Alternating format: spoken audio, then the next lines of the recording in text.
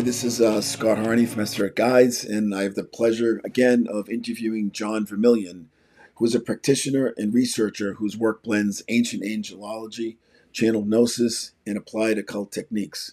He's best known for his work through the Violet Gateway, an esoteric platform dedicated to exploring advanced ritual systems, spirit contact, energetic gateways, and the deeper architecture of non physical intelligence. His approach is experiential. He's not studying it, but he's actually a practitioner. And we're here to discuss his latest project, a really wonderful book, Azazya'il, the Book of the Fallen. And this continues his boundary crossing work. It tackles one of the most disputed figures in Abrahamic tradition, Azazel. To some, he's an angel, to some, he's a demon, and to others, still Satan himself.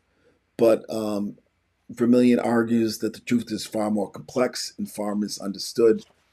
And I'm really excited about this. Jon and I have studied together, and I've interviewed him before. And without further ado, how's it going, Jon? Assalamu alaikum. Hello. Alaikum salam wa rahmatullah. This is a wonderful book, really. The way it looks and the work put into it. It's refreshing to see someone who's, also you're writing it from an Islamic viewpoint, which is Yeah. pretty powerful and rare in the Different. occult world. No, it's good, Rare. and Yeah. it's about time. I mean, it's really Mhm. this is Agreed. timely. So I'm really interested in your journey to working with Azazel, and also Yeah. I'm really interested in how this also corresponds with your own Islamic faith and your work. You're also a Sufi. Um, Mhm. so why don't we discuss a little bit about your journey to Azazel and then writing the book? Yeah. And by the way, thank you for having me again. Appreciate No, it. absolutely, yeah. See you. And but secondly, the work of Azazya'il came kind of not by me wanting to like do it. I didn't like set out to do um you know a book on him at all. It actually just kind of came to be because I was deeply submersed in the Islamic science of Ilm al Haruf and Ilm al Falk, and working with the letters of the abjad and working with the magic squares and the gematria of the abjad. You find a lot of really cool secrets out, and you make a very deep connections within your spiritual practice if you're actually practicing. If you're just doing it willy nilly and you're going in it blind, inshallah, they do not do that. Um, you find that there's a very deep connection that comes with it, and he actually kind of came out of nowhere, and um, I kind of was like, go away. Like I didn't call you. Like you just go away. I didn't call you. You know, and but lo and behold, he basically told me, he's like, no, I was sent to you to do this. And I grabbed all my notebooks and put them on the table. And I said, well, if you're going to talk to me, you're going to speak to me through this, which he made very clear is that that's actually the reason why he could talk to me so clearly in making the book, is because I had the whole Elam al Roof and Elam al Fox science behind me. So that was very honoring and humbling, to be honest with you, and how that came through. And I had a slight backstory of course, with Iblis and, Shaitan through the Islamic lore. But when it really came to the angel Azazya'il and how he pertained to it, and even connecting into the Zoroastrian traditions and, other traditions across the planet, I kind of went in blind. And from what I know, there's a lot, from what we wrote, I'll say we, because to me, he kind of wrote the book, um, was a lot of facts and traditions and beliefs about him that were really kind of misconstrued or not accurate. I would say the best of it, and it was all because of the whole Elam al Haruf and Elam al Falk that it was able to come so clear, and I was able to prove it. Like, oh, he does not fit into a 3x3, so that rules him out of Saturn. Like, yes, could we locate him approximate? Sure, we could do that. But I'm going for more specifics, and he kept telling me in our little relay channeling Murakaba sessions, where he'd go, through Jupiter and the sun, my essence becomes pure. And it didn't click at first. He kept saying it over and over again. But it became this thing where once I was doing all the squares and distilling all the squares, it was actually Jupiter and the sun where his distillation became the most pure. So it was a very, very amazing experience in it. And from then on, the book came to fruition. The book basically wrote itself, other than the design work and editing and, writing it. So, in your communicating with Azazya'il, do you use the dark mirror as well, or how is it done? Is it just through Muraqaba, or? Yeah, and I have one specific mirror that I have made. It's to a specific jinn that I work with. I do consider her kind of like a mother goddess, an old Egyptian-based mother goddess, kind of connected to Sekhmet and Bastet a bit. I know those beings as like the ET Lyrans. We've talked about that before on your show of like ETs and Lyrans. They're very much like that. They're jinn, but they're the more the feline type. And so there's a specific jinn that I work with that is her. So I did work through that mirror with her as her like kind of a buffer. Like, hey, this is my person, but he did not need that. Eventually the mirror came out with him, but that came through the distillation, because through the distillation of al-Faq and Ilam al-Huruf, we have to find that the names are different than, let's say, making a mirror of Michael and Jibrail and Israfil and putting Azrael on. It's different because it's a different spirit. So the demonic and angelic names, and even the Quran names, they're going to be different. Do you consider? I'm sorry. No, go ahead. Do you consider Azazya'il a jinn, or what do you consider him as? I would definitely consider him an angel.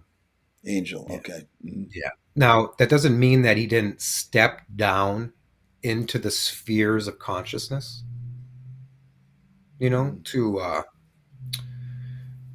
To experience differently or become a different thing, and that's where we actually find the lore of Iblis, or even in Islam they call him Shaitan, and the thing is with Shaitan is, even in, Shaitan is not like, yeah, we can call him the bad guy, we could, but that's the thing, he's a scapegoat.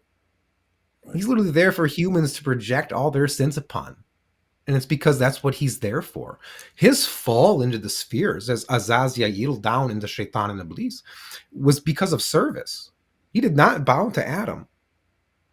He knew that. He knew not to bow to Adam because man had free will, where the angels did not. What is so he would not bow to something. What he says right. in the book is he would not bow to anything that didn't know their own maker. And that he vowed that he would whisper the untruths and lead man astray as his worship, as his own worship to the Most High. Inshallah. It's beautiful. So what is Azazya'il's role for mankind? Pretty much to be the scapegoat of their sins, even though him and his posse, if you would, him and his, clergy, if you will, are there to literally mislead and whisper things into people's heads to lead them astray from God. And we can survey the world and see how far this has really gone. We can say the influence of Shaitan in music. We can see the influence of Shaitan in food. We can see the influence of Shaitan in our air quality, in our jobs, in our way of life, in our family structure. We can see the influence of the Shaitan. Now, can we blame Shaitan for that? No, I don't feel we can. We have free will. We can choose.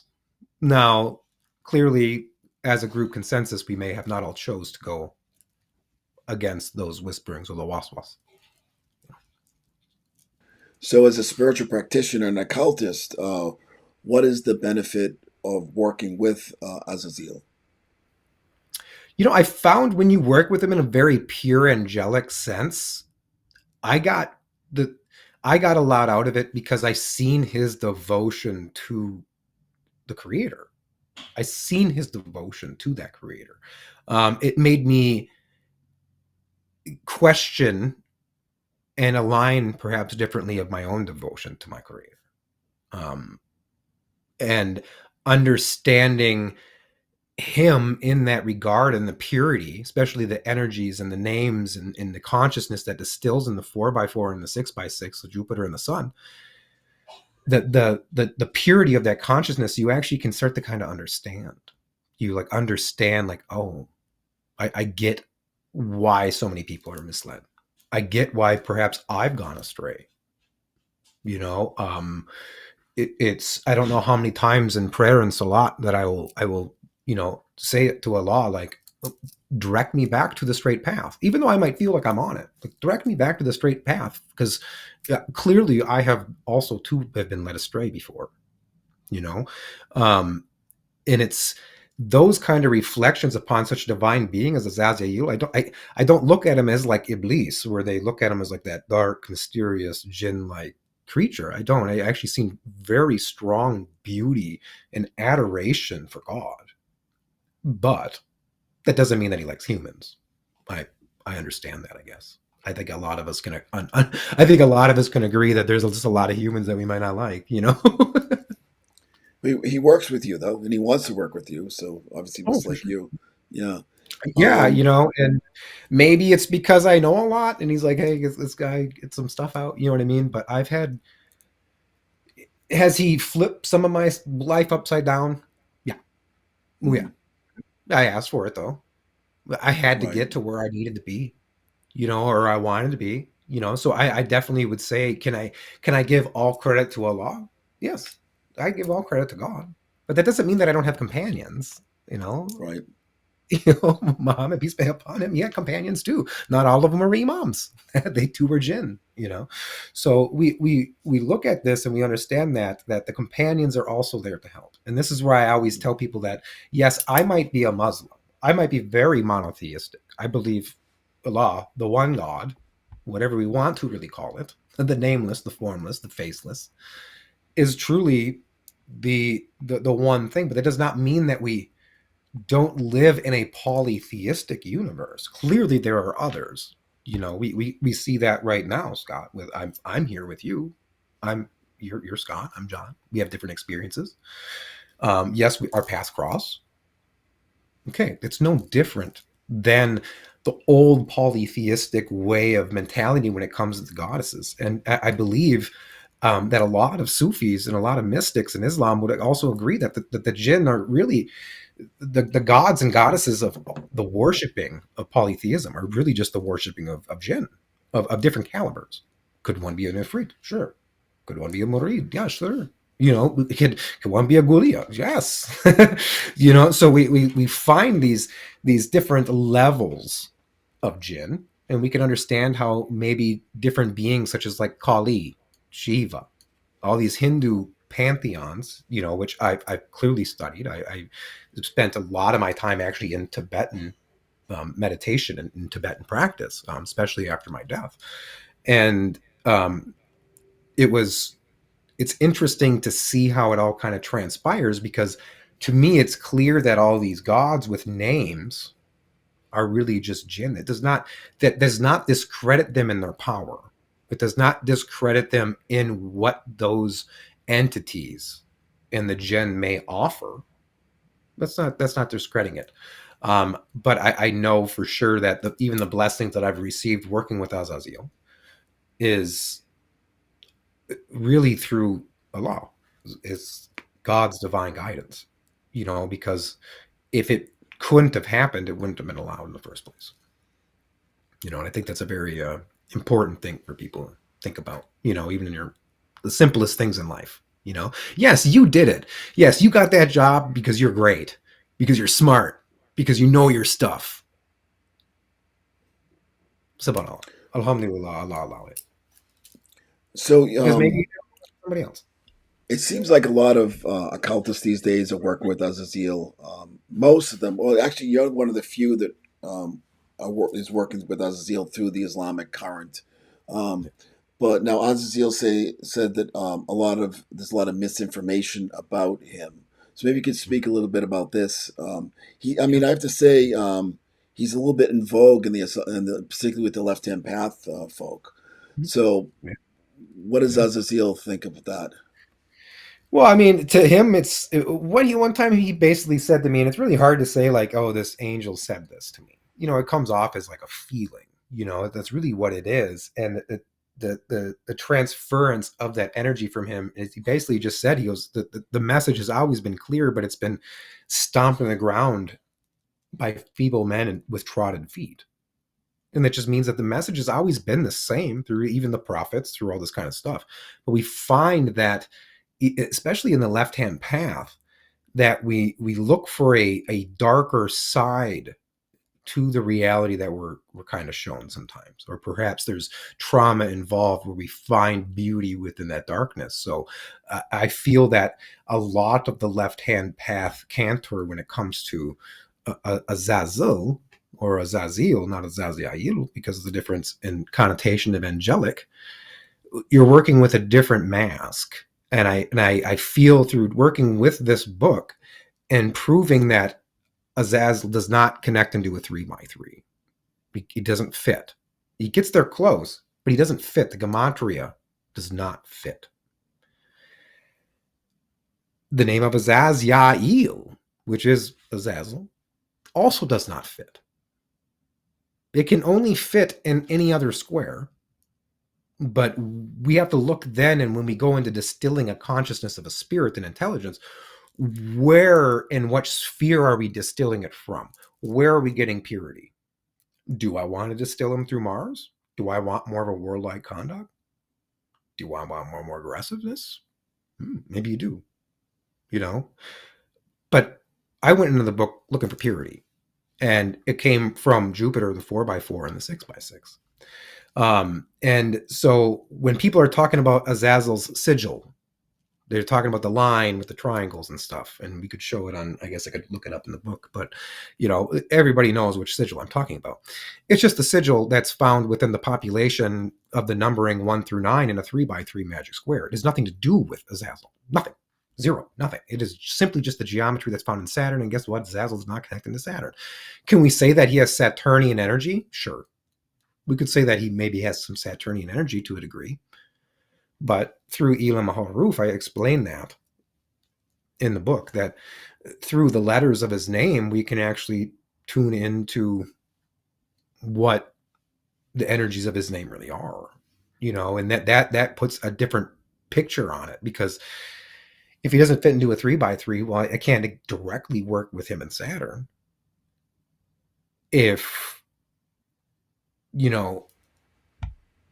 the sigil is not really his sigil, well, then I can't really work with the sigil, because all I'm working with is the Saturn's geometry or the triangulation within the magic square, and they all fall. So it comes down to really the distillation and a lot of thinking. Like, you don't think I wrote this book just mindlessly. I had to really prove it. I would say okay, why? It was for months in ritual where I could not get past the 6x6 square with his name. Could I populate him in a 7x7 and an 8x8 and a 9x9 square, or even a 10x10? Sure.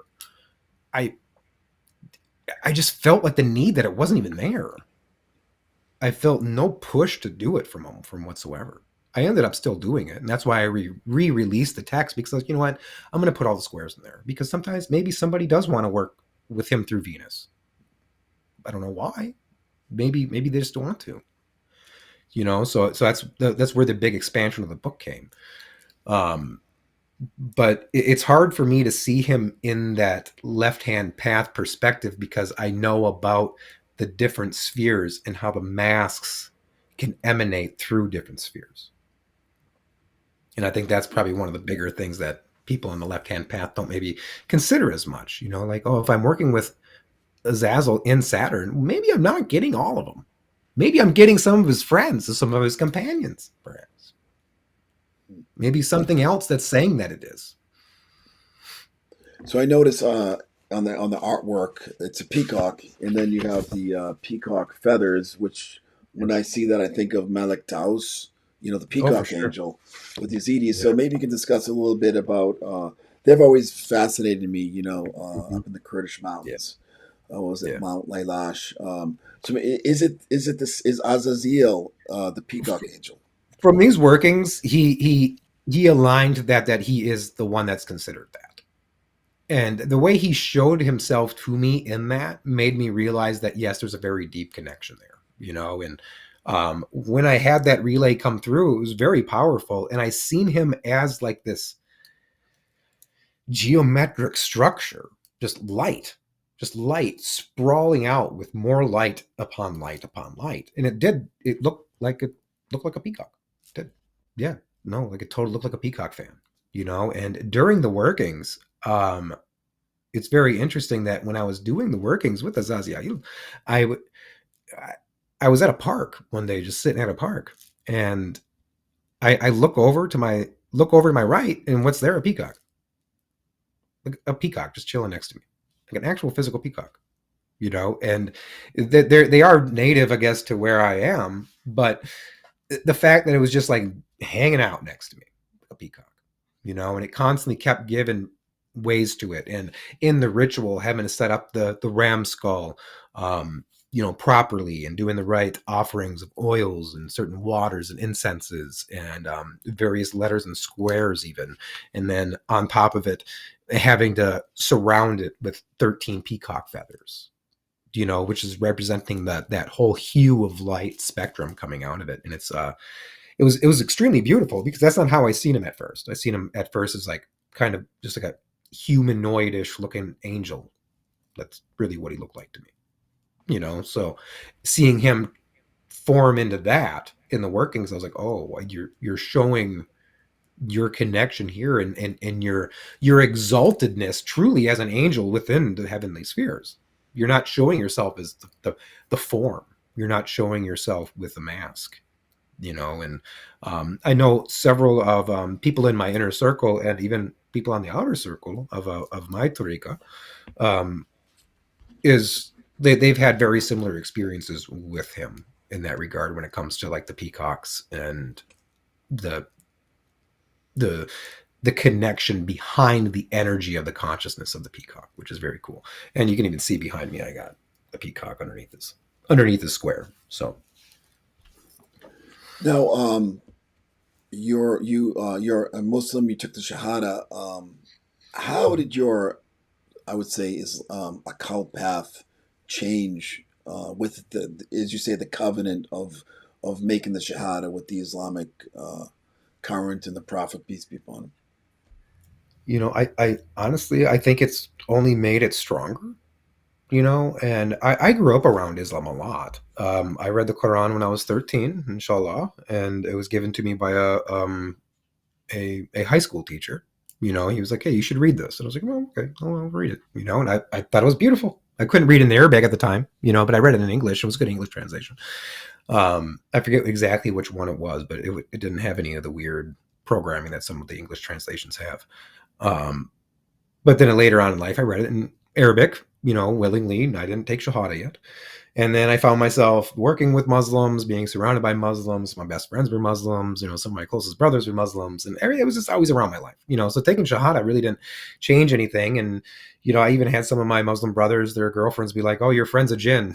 That's what they would say. "You're like, a friend's a jinn. Stay away from him." Well, stay away from him. He's a jinn. And I'm like, "Oh man, I don't. That's not right." And um, but once I took Shahada, there is definitely a covenant that comes with it. And I think I've always felt the covenant. But once you take Shahada, I believe that there is a very strong covenant that comes with it that aligns you to such a straight line to the Creator. Now, we know that as, Sirat al-Mustaqim, a straight path. That's a straight path of consciousness, of our religion, of our spirituality, the straight path. What does that mean? Well, it's outside left to right then. If it's a straight path, well, it must be outside of left and right. There's no other, that's the only thing. We can imagine the person like outstretched, with their arms outstretched and their legs outstretched upon these paths. Like, we live in both sides. We should have one foot in one side, one foot in the other. It really puts us in the straight path. So to me, aligning to Islam, it really was just aligning to what my heart was telling me forever, and it only made sense to me. Plus, all my spirit guides were heavily pointing to it. So they're like, "Yo, you have to take Shahada."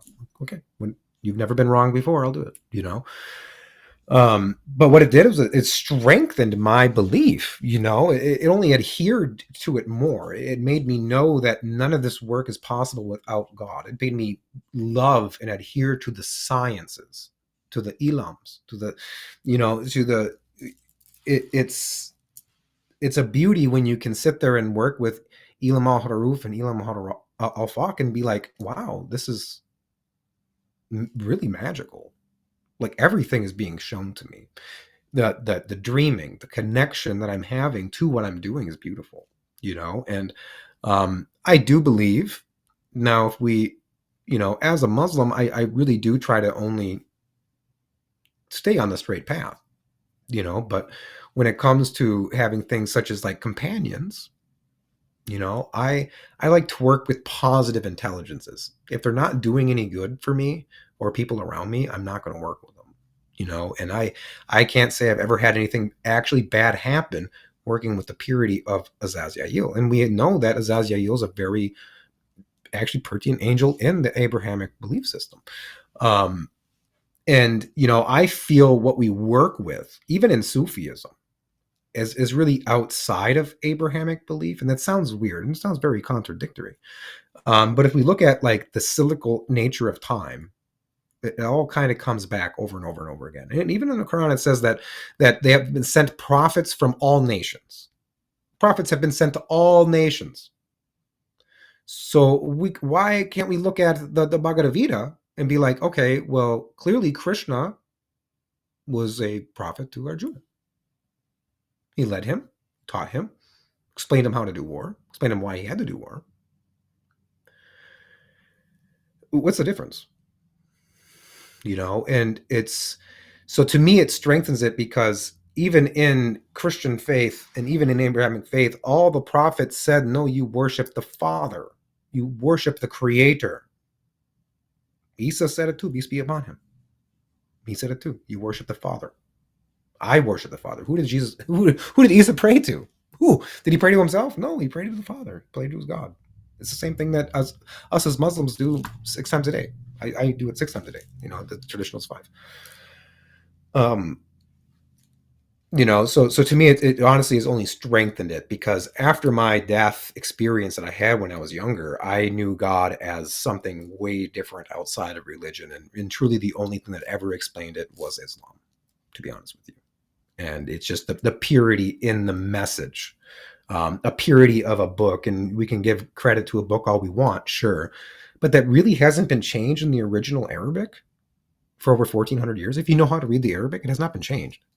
There's millions of people around the whole world that have it memorized that can sit there and go, no, that's actually not what it says. And they would all agree. That's beautiful. That is power. So to me, it only strengthens, honestly, my faith in my work because I don't even start any work that I do, whether it even be salat, whether it be zikr, whether it be even work for a client, without starting it connecting to what we would consider like the Most High, and I think it's like a step down transducer. If we can go there and step down to the angels, we can ask God for something. That doesn't mean God's going to do it. Doesn't mean that Allah is going to come through and be like, yes, Allah, do it. No, he's going to send an angel. And then the angel, he might not do it either. It might not be Jibreel doing it. Maybe, perhaps he'll send Al-Bayad. He'll send the Jinn Al-Bayad. Yeah. So to me, it only strengthens faith. I know that's kind of a long-winded thing, but it tickles the heart. No, I'm also Muslim, and Islam Yes. does have a very strong egregore, spiritual Yes. egregore, and a lot of, you're right, there are a lot of companions that are a part of it. There's even Yep. angels, Hodam in the Quran itself. Yep. So And also it's the beings we know as the awalis, and there's also mm, jinn that we could even consider like the Mohammedan jinn, that they're the mm, jinn that are very aligned to Islam and Muhammad. There's jinn right. that are like that. Mm, yeah, You know, yeah. I remember being in Sufi zikrs in Pakistan, and Mhm. you know, Beautiful, yeah, mashallah. it's amazing. But I don't know. I mean, it is subjective. But the jinn allegedly would take bodies and actually attend the zikrs. Yep. So Yeah. that No, was the belief there. I So you know, uh, I've been privy to things like that. mhm. You Now you So yeah. it's pretty beautiful. To me it's beautiful. Now I understand that sometimes, we in all religions, even in Islam, you have like the surface people, and then you have the Mhm. mystics, and then you have Right. the weekend warriors. You have these people, you know what I mean? Like, oh, I go to Juma. Okay, cool. What do you Mhm. do for the, you only do salat on Juma? Like, what are you doing? So you have that in all walks of life. Mhm. That's just the way it is, you know. Um, But when you get the deep practitioners of it, I mean, it's really hard to kind of yeah. argue it. It really is. And now you've also you want to talk a little bit about your Sufi path as well and how that works with your occult path. You're a Naqshbandi, so maybe you could talk a little Yeah, bit about your yeah, own path and who your teacher is. Mhm. yeah. So I Sheikh Noor. I took Bayat under the Naqshbandi under Sheikh Noor. You're also aware of the other initiations that I've taken in the past of the Al and various other Sufi orders also. And I really love what they do. They're talking about things that I've been talking about for years. Aliens, ETs, kind of conspiracies, things that are really kind of fringe, especially in the Islamic world. And they're bringing it in such a great light. And I feel Sheikh Noor, we know the people, and we know the people, the companions, and the followers of Muhammad, peace be upon him, by the light in the face. They have a very good light in the face. He's very, very light in the face. And I think that's what's very beautiful. And I've been working on my own Torika for several years now, just kind of putting it together. Work very closely with a very knit inner circle of probably around 6 people. It's pretty under the radar. It is called Tariqa Nur al Khaliq, which is basically like the path of the light of the Creator. And in no way do I say it's traditional Sufi Tariqa. No, I'm not. I'm not saying that. If you want traditional Sufi Tariqa, there's plenty of many beautiful traditional Sufi Tariqas, which you and I know, inshallah, that there's plenty of them. This is a little different. It's a little bit more non-traditional, a little deeper. Yes, it's built on sciences, pillars. But I find it beautiful in the Sufi tariqas, even such as like the Naqshbandi and their zikrs and the power that they can bring through sound and just the connection of being able to explain simple things to somebody that hits so deep, or able to speak on such deep concepts on a simple level, and alhamdulillah, many people have told me that, John, like, we love listening to you and we love coming to you because you explain very complex things in simple manners. Well, then, I hope so. I was taught that. I was taught how to do that.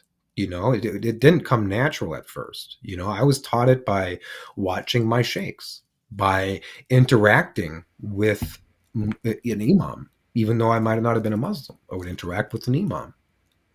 So those things are all part of the adab, and I feel that the biggest thing that people should be able to learn in a Sufi tariqa, or any tariqa for that matter, whether it's just straight Islamic, like a masjid or whatnot, or you're working with a true actual Sufi tariqa, is the concept of adab, which is the etiquette. What is etiquette? And we have to look at it even through the sciences of ilam al-haruf. We have to look at it through the science of ilam al-afaq. Where is the adab? Where is the etiquette? Why are we doing it? Where is our alignment in the adab? We have to have a reason for it. And I feel in Sufism they understand the reason for it, and that's really hikmah, knowledge of God, knowledge of Allah, hikmah. We can only have knowledge of haqq if we have hikmah and haqq, the truth and knowledge. That's the best thing in the world. And it comes through adab, is why we use such a science.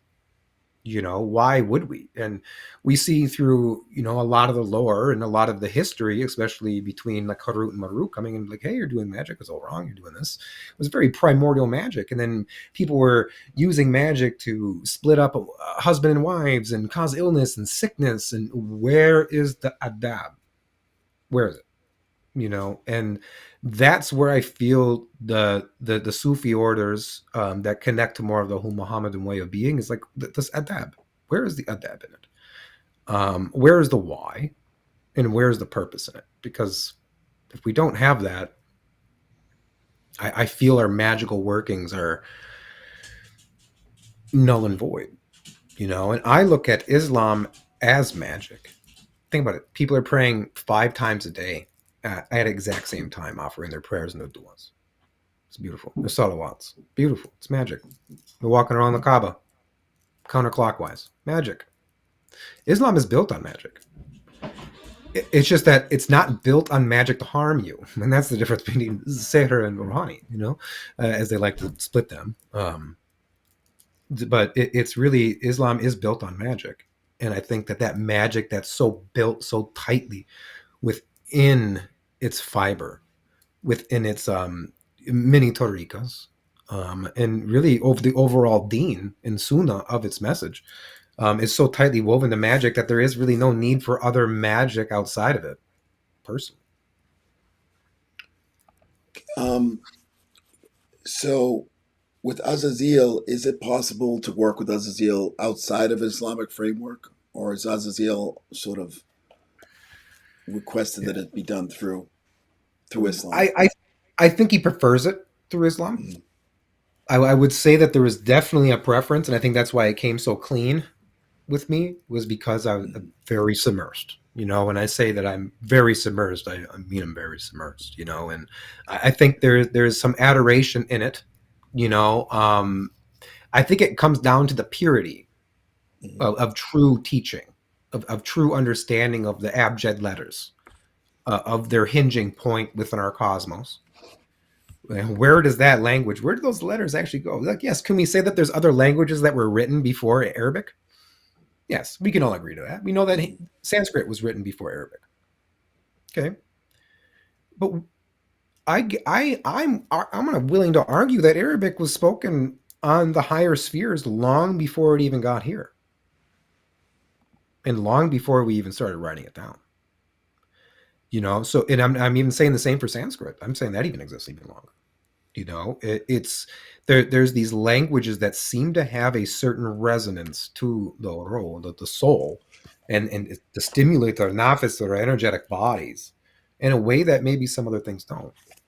And now am I saying, is Islam for everybody? No, probably not. There's a lot of, I can understand why somebody maybe doesn't want to. Do I feel it's for everybody? Yes, in the heart, I do.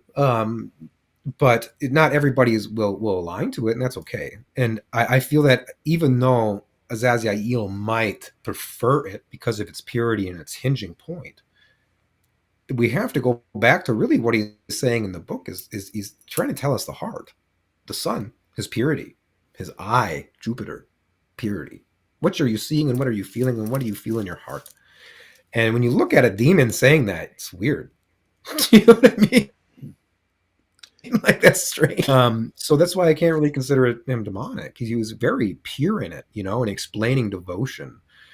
So I believe that if anybody is pure and is even reading that book, even if you're not a Muslim, at least trying to learn how to say the names. At least try to learn that, because you don't have to look at it as Arabic. We have to understand that the Arabic itself is letters. Ilam al-Huruf. It's not about just shadow letters and the shadow formations or our own script.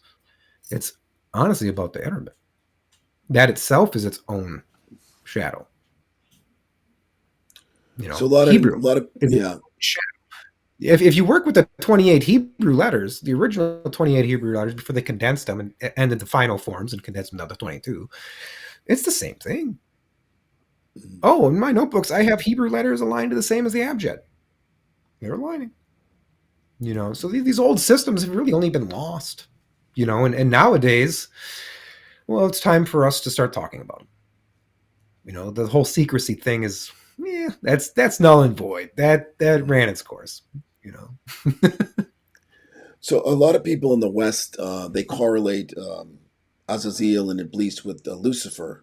What's your opinion on this? I would say it's like people trying to connect things just because they're the same color. Like, oh, that shirt's like that shirt because it's red. Or hey, that car is like that car because it's got the same engine. Just because something's similar doesn't mean that it's it. I know Lucifer other than an egregore, the egregore that we would know as Lucifer, and I I hope that wouldn't hurt nobody's feelings, but we make these spirits what they are as well. I think the egregore is different than the actual Luciferian consciousness, and if we know things like about what I talk about in Asaya Kalaksa as the Christ consciousness, what I talk about Muhammadan consciousness or the Muhammadan light, well, there's also that Luciferian light. There is, and it's easy to connect them because people want to find meaning. People want to find this connection. Now, do I connect Azazya'il into Shaitan? Yes, I do. The story is there. He explains why he is considered Shaitan. He explains why his followers of the jinn are the Shayateen. Okay, I can see this. Oh, Azazya'il, you went from an angel and then you became Iblis, and now you're looked at as a Shaitan. Shaitan is like a title. It's not a being, it's a title. He has a job. And the thing is like Azazya'il, Shaitan, or Iblis, does his job very well. In fact, he does his job with such devotion that he will whisper into your ear to lead you astray and then turn to his Lord and say, "Do you see, my Lord, my Ya Rab? Do you see? Ya Basir, Ya Rab. Do you see, my Lord?" The seer. He points it all to it, and that to me that's kind of beautiful.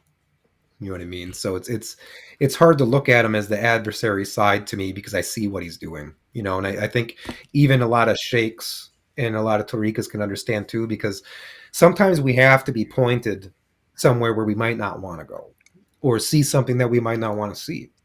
Um, the sheikh's job is to kind of shake that up, literally, no pun intended. um it's to turn that around to you. Be like, oh, you want to go here, well, I'm going to take you here first so you can get here.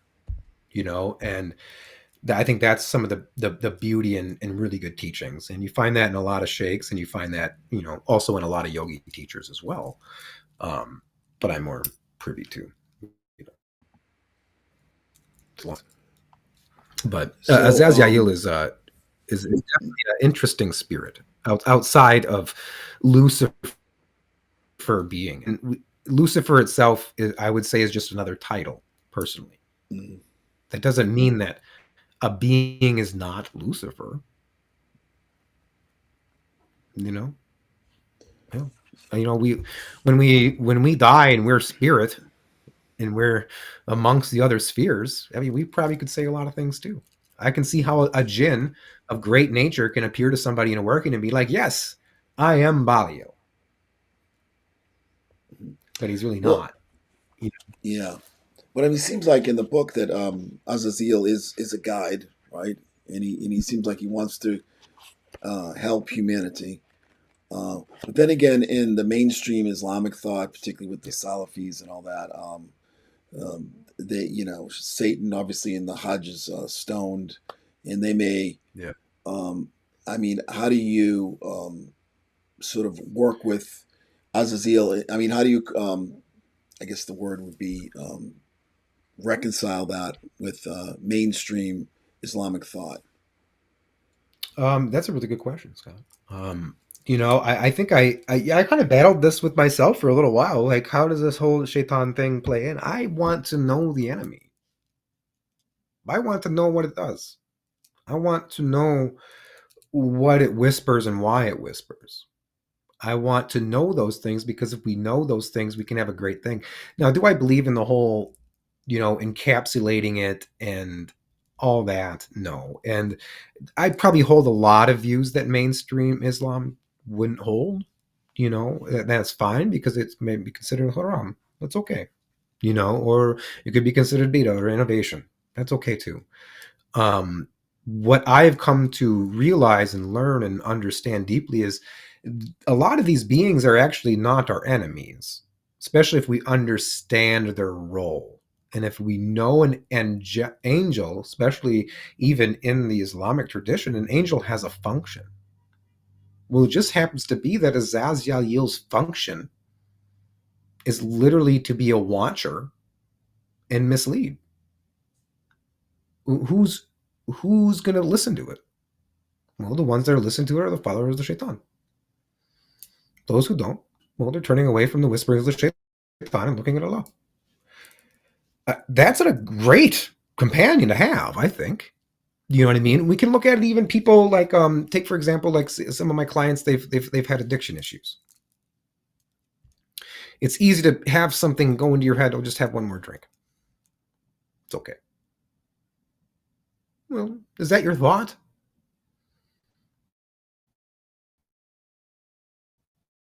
Could it be a spirit aligned to your heart? That's really where it's going to end up coming to be. Like, where is that alignment? And if we listen to these whisperings, they just have another. Go ahead and do that. And we don't turn away from it. Well, then we're subject to it. And that's our fault. That's our fault. Even a mainstream Muslim, that's your fault that you're listening to it. It's actually your fault that you're giving it so much power. In fact, it's a great guide. It's a great guide to have. Yeah, do that. No, I don't want to do that. No, I'm not going to listen to you because I know you're doing it. So I think that's one of the better ways to go about looking at it, And I'm not going to point blame at Shaitan for the way the world works. I'm gonna look in the mirror. I'm gonna look in the black mirror, even the white mirror of the bathroom, and I'm gonna be like, okay, what have you done to make your day bad? What have you done to make your life bad? And there's a big difference between certain levels of maqams and consciousness of that. We have to take accountability, and that is why Azazya'il is the scapegoat. Man sins, they put it on the goat, send it out to pasture. Now, the book is fascinating because it teaches you really a step-by-step method of getting in contact with Azazel, including through gematria, through ritual, and also through even putting together an altar, which is fascinating. Yeah. Now, you obviously, if someone is interested in work or feels called to work with Azazel, do you work with people and teach them one-on-one? Oh yeah, 100%. Yeah, and I have one-on-one consultations on my website, the Violet Gateway. But I also have a lot of really comprehensive classes, such as like esoteric mechanics, which really is kind of like we get down to the nitty and gritty of magic, the circle, the square, the triangle, the nitty gritties, what's going on in consciousness, what's going on in magic. Okay, and then we have the esoteric letters, which is really Ilam al Huruf, but I like to expand it past the Arabic. I hinge deeply on the Arabic. We know that. But I show the Hebrew. I even show Latin ways of doing it. You know what I mean? And we start learning letters and their geometrical values because the numbers are the energy behind the letters that we're seeing and speaking, which is really beautiful, inshallah. And we have then, Elam al-Faq, which is really the magic squares. I will say that I definitely teach magic squares a bit different, than maybe some other means, but how we get there is really what's the most important. And these one-on-one methods of understanding these things really kind of create and shape our perceptual wheelhouse. How are we perceiving things? Where are we really getting our information from? Are we just getting information from YouTube? Are we just getting information from books that we're reading? Are we just getting information from our sheikh or imam that's giving it to us? I like to do both. I like to go internally too. And I feel that with these classes, and I have a lot of people that have taken them, they advance so far beyond what they thought they could have done before. They realize that, yes, as a practitioner, we have power, but our power is very limited to our understanding. And when we start understanding our creation through those sciences, then yeah, be great. So in all those classes, whether it's esoteric mechanics, esoteric alphabets, or esoteric gematria, all those classes, if somebody came to me and said, hey, I want to work with Azazya'il through this whole thing. Oh, wonderful. Alhamdulillah, let's do it. Plus I have that connection that I've worked with them enough that oh yeah, especially if it's good for the person. I mean, if it's not good for the person and it would not be the best for them, I would definitely be like, yeah, let's take a look at this.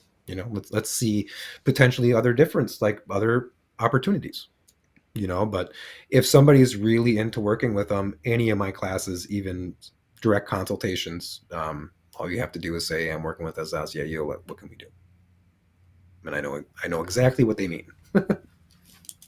Is there a female consort to Azazel?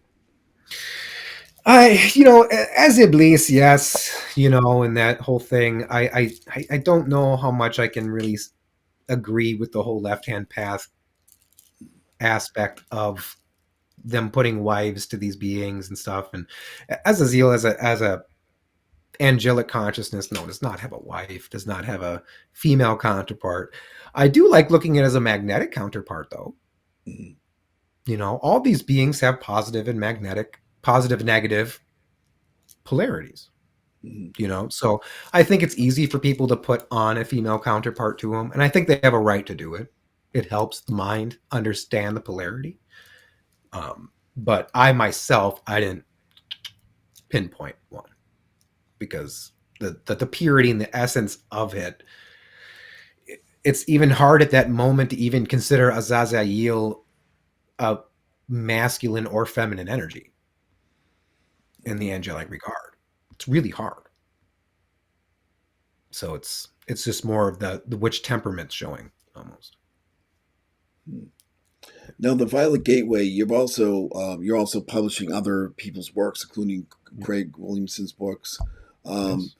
is that you want to talk a little bit about that aspect of Yeah. your project? Yeah. It's funny when I did the Violet Gateway, it was just for my work, it was just me, and I've known Craig for years, and, me and Craig shared many stories and much information together. And one day we were just talking. He's like, "Hey man, I want you to publish me." I was like, "What? Okay, cool." And it kind of led to this whole thing. And I love doing design work. Like, I love design work. You give me something to design, I love doing it. It's a passion. So being able to take his work, which, albeit it's not Islamic, it's not, what I mean, but I have such awesome faith and adoration for his work because I know Craig as a practitioner. I actually know him as a person. He's a good person. His work is phenomenal. And I like his work because, knowing Craig straight, he knows that there is God, but there's all these other things too, and all these different aspects of personality. And him being an actual acupuncturist and Ayurvedic doctor Mhm. was a big thing. He's got backing. He knows his stuff. So as being a reader of his work and appreciating it, it was a great honor to actually be able to publish him and bring new life to his books, new imagery. And we're not doing any fancy covers or fancy, oh, this is in leather and all that kind of stuff, because we want our material read. I want you to buy a book of mine, whether it be mine or Craig's or Sri Kutubananda Nath's or any of them, and read it. I don't want it to be on the shelf, So leather books get put on shelves for ornaments. I want them. You got a paperback, bend it, get in it. That's the way I look at it with the books. That's kind of the philosophy we hold at the Violet Gateway for publishing. And then I'm going to be also doing another book with Sri Kutubananda Nath here coming up. I'm very excited for it. Really cool historical research.